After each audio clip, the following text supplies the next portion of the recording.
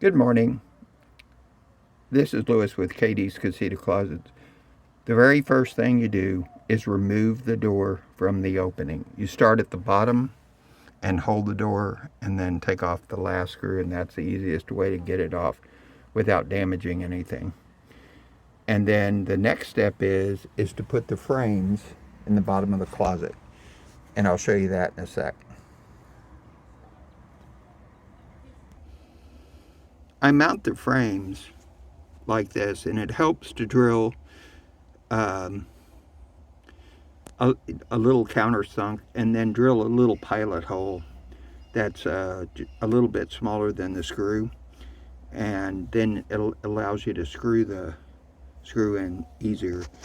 And this one in the front, you have to put it fairly close to the front wall so that it will clear the stop on the hatch. But that's basically how you mount the frames. Then you place the base in, and if it needs to be trimmed anywhere, do the trimming to make it fit. As you place it in there, you'll be able to tell if it's too tight or not. It'll be obvious. You'll be able to tell it's too tight. And then you trim in the areas where it's too tight. In this case, this fit in here, so I did not have to trim it. So the next step is to put shelf number 1 in. You put the block behind the door. I have screwed this in temporarily right now to hold it so it doesn't fall. And you put your spacer block at the back like this, and that holds it up. And basically these things will stack as I go. So that's how it works. You basically stack them. So this is shelf number 1 in. Okay, I trimmed a little bit off the first shelf in the back corner so that it could rotate that toward the outside wall a bit. And I trimmed a little bit off this one to rotate to the outside wall a little bit. It was twisted a little, so I rotated them. And now I got shelf 3 in, and I think it fits great, so I don't have to trim anything on that one. Another tip while doing this is to get your piece, that's your support piece, and put it up against the fiberglass where the hinges are to make sure that you're not pushing that fiberglass wall out too much, because if you do, then the door will bind a bit. So you try to keep the door binding.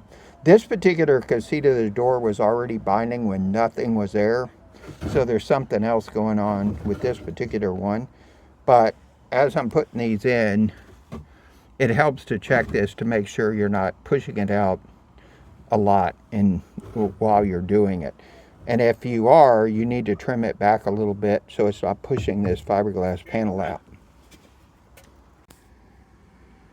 The trick to 4 and 5 is you must put them in together, because otherwise you will never get 5 in if 4 is already in position.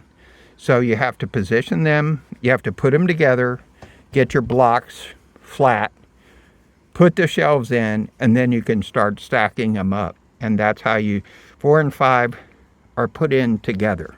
That's the trick with that. I got 4 and 5 in, and they fit.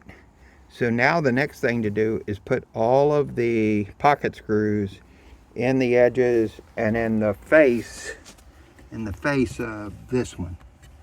So you put 4 down here, 2 on each of these, and one up here at the top for this block that's angled at the top.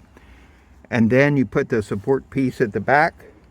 You take out the temporary braces and put the door back on, and you're done. And Casita has baskets on the door.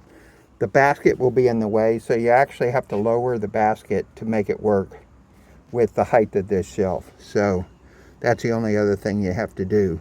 But I'm going to put all these screws in, and then I'm going to mount the back piece.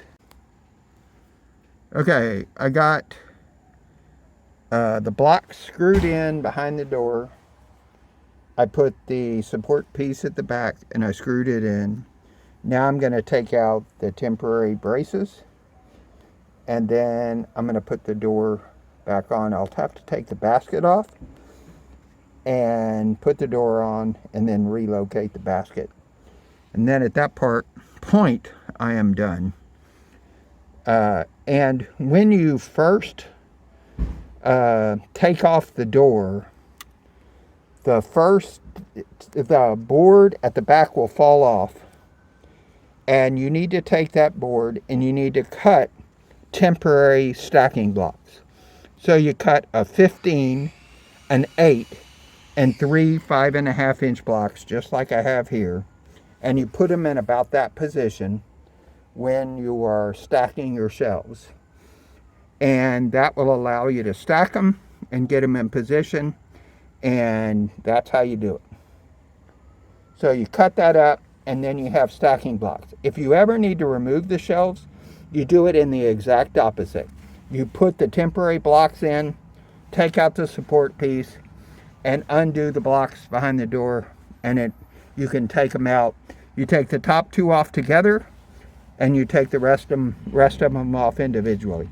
And the entire closet will come out, and you can put it back in. I have removed and put mine back in at least 4 times. So it is removable, and you can put it back in, take it out, whatever you need to do. So it's real handy that way. Or if you decide you don't want the closet anymore, you can remove it.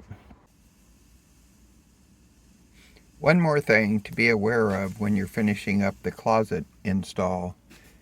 When you're putting the door on, put the middle hinge on first. Put the lower hinge on second. And I would recommend checking these blocks when you put the hinge on, because sometimes the screws will push the block out. So what you need to do is you need to back out the screw, hold the block, run the screw in, and make sure the block is tight when you do it. And this is especially true for this block, the top one, because that top block will kick out every time, just about, because it has the one screw over here. So it's not really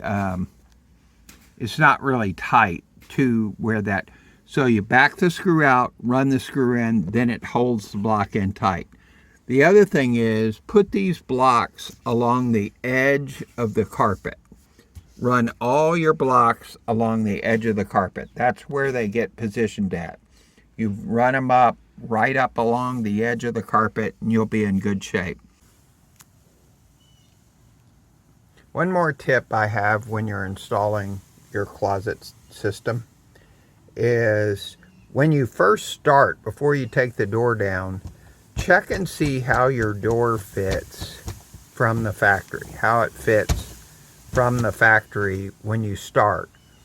And then that way you can tell as you're doing it, when you put the door back on, if it fits differently, it'll let you know that the one of the shelves that you put in is actually creating some kind of bind situation.